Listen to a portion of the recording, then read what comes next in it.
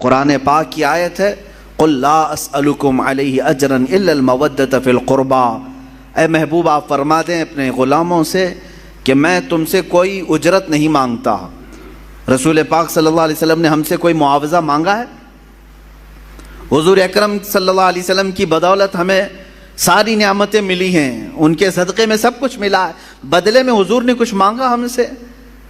قرآن خود یہ کہہ رہا ہے کہ اے رسول آپ فرما دیں کہ میں تم سے کوئی چیز نہیں مانگتا، بدلے میں کوئی چیز نہیں طلب کرتا، مگر اتنا کہ تم میرے اہل بیت سے محبت کرو۔ الا المودۃ فی القربى، رشتہ داروں سے، حضور اکرم صلی اللہ علیہ وسلم کے گھر والوں سے محبت کرنا، اس کو تو رسول کریم صلی اللہ تعالی علیہ وسلم نے بھی اظہار فرمایا۔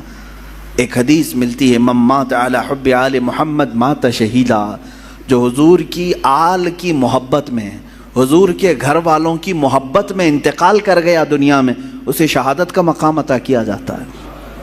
اہل بیت کی محبت شہادت کے مقام کو پہنچاتی ہے۔ عزیزان گرامی، رسول پاک صلی اللہ علیہ وسلم کی اہل بیت میں کون ہیں؟ مفسرین نے الگ الگ رائے اگرچہ رکھی ہیں، لیکن زیادہ طور پر مشہور حضور اکرم صلی اللہ تعالیٰ علیہ وسلم کے اہل بیت میں آپ کی بیٹیاں، آپ کی ازواج مطہرات، یہ سب اہل بیت میں ہیں۔ ان میں سے بھی اخص جو خاص اہل بیت ہیں وہ سیدہ کائنات فاطمہ الزہرا رضی اللہ تعالیٰ عنہا، مولا علی کرم اللہ وجہہ الکریم، اور آپ کی اولاد حسنین کریمین رضوان اللہ تعالیٰ علیہم اجمعین، یہ سب اہل بیت میں سے ہیں۔ بلکہ ان کی اولاد جو بھی قیامت تک ہوگی وہ رسول پاک صلی اللہ علیہ وسلم کی اہل بیت میں سے ہوں گے۔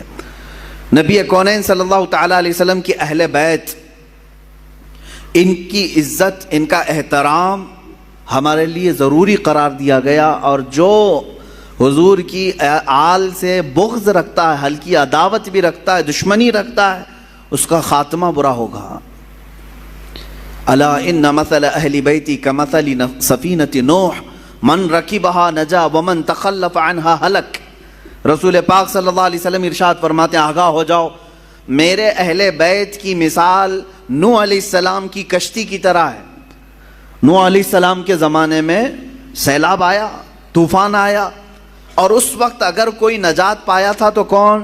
صرف نوح علیہ السلام کی کشتی میں جو سوار ہوا، باقی سب ہلاک ہو گئے۔ پوری دنیا میں یہ پانی بھرا تھا، سب ہلاک و برباد ہوئے، سوائے اس کشتی کے سواروں کے کوئی نہیں بچا۔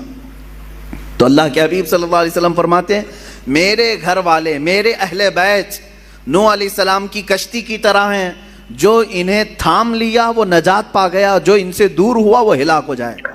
السلام علیکم ورحمۃ اللہ وبرکاتہ۔ میرے پیارے ناظرین، رکو دوست رکو، کہ آپ بھی حضرت امام حسن حسین سے محبت کرتے ہیں، حضرت علی سے محبت کرتے ہیں، فاطمہ الزہرا سے محبت کرتے ہیں، تو آپ اس بیان کو مس مت کیجیے گا۔ آپ سب سے پہلے مفتی سلمان اظہری صاحب کے زبان سے بیانات کو سماعت کر لیں کہ حضرت امام حسن حسین کے ساتھ میدان کربلا میں کیا واقعہ پیش آیا تھا اور کس لیے جنگ ہوئی تھی۔ سن لے پہلے آپ اہل بیت سے جو نفرت کیا یا ان سے دوری اختیار کیا وہ ہلاک ہو جائے گا۔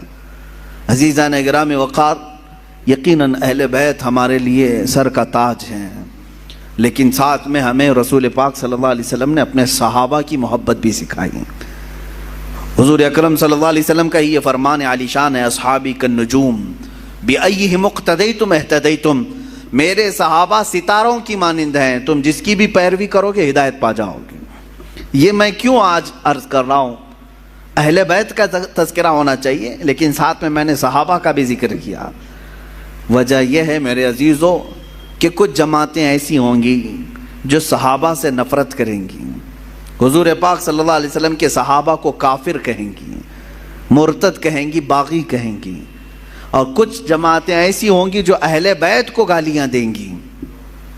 صحابہ کی محبت تو دکھائیں گی لیکن اہل بیت کو گالیاں دیں گی۔ حضرت فاطمہ کو کہتے ہیں وہ بغاوت کرنے والی ہیں، حضرت امام حسین کے بارے میں کہتے ہیں انہوں نے یزید کے خلاف بغاوت کیا۔ یہ دونوں جماعتیں گمراہ ہیں، جو اہل بیت کی نفرت پالتی ہیں یا صحابہ کی نفرت پالتے ہیں۔ یہ دونوں جماعتیں ہیں، گمراہ ہیں۔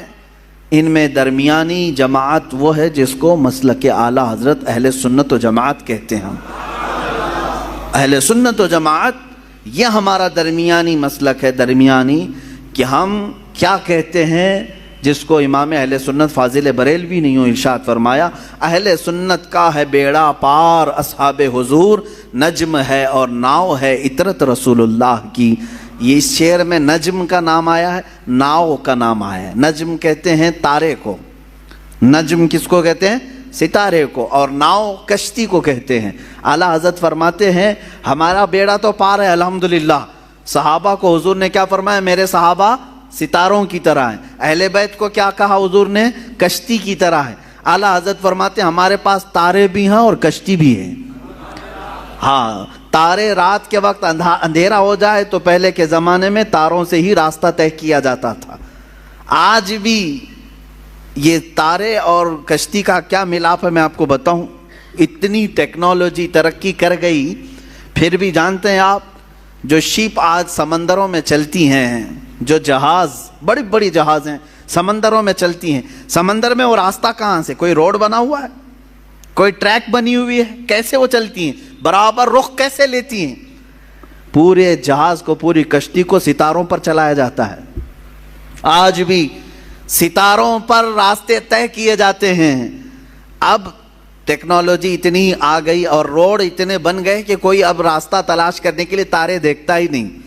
پہلے کے لوگ سفر کرنے کے لیے بھی تارے دیکھتے تھے۔ ہر تارے کا ایک سمت ہوتا تھا، اس طرف یمن ہے، اس طرف شام ہے، اس طرف عراق ہے، وہ راستے اسی طرح سے طے کرتے تھے۔ اس لیے یہ دو چیزوں کا ملاپ بیان کیا گیا۔ سمندر میں اگر کشتی ہے تو تاروں سے اپنا راستہ طے کرتی ہے۔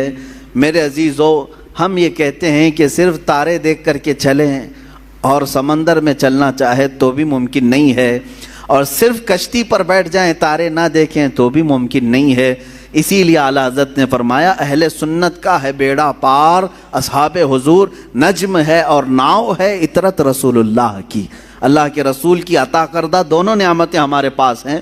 ہم صحابہ کی بھی عزت کرتے ہیں اور اہل بیت اطہار کی بھی عزت کرتے ہیں۔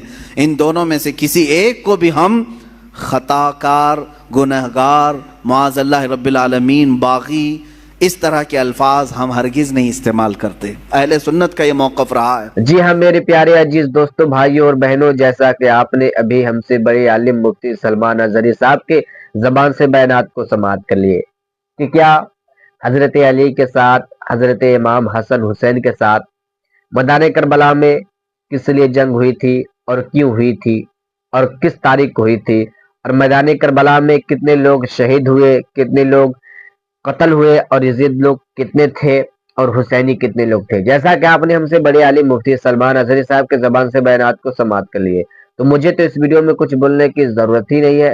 جیسا کہ میں نے آپ کو سلمان اظہری صاحب کی زبان سے پیغام دے دیا، تو میں آپ کا میزبان قاری تزویہ عالم، میں آپ کا ہر موقع پہ خدمت کرتا ہوں۔ تو آپ سے گزارش ہے، ریکویسٹ ہے کہ آپ بھی اگر حضرت امام حسن حسین سے محبت کرتے ہوں گے تو آپ اس بیان کا ایک مرتبہ ضرور سنیے گا اور دوسرے بھائیوں تک شیئر کیجیے گا۔ السلام علیکم ورحمۃ اللہ وبرکاتہ۔ خدا حافظ۔ میں ابھی آپ کا خدمت کرتا ہی رہوں گا 1 محرم سے لے کر 10 محرم تک۔ خدا حافظ۔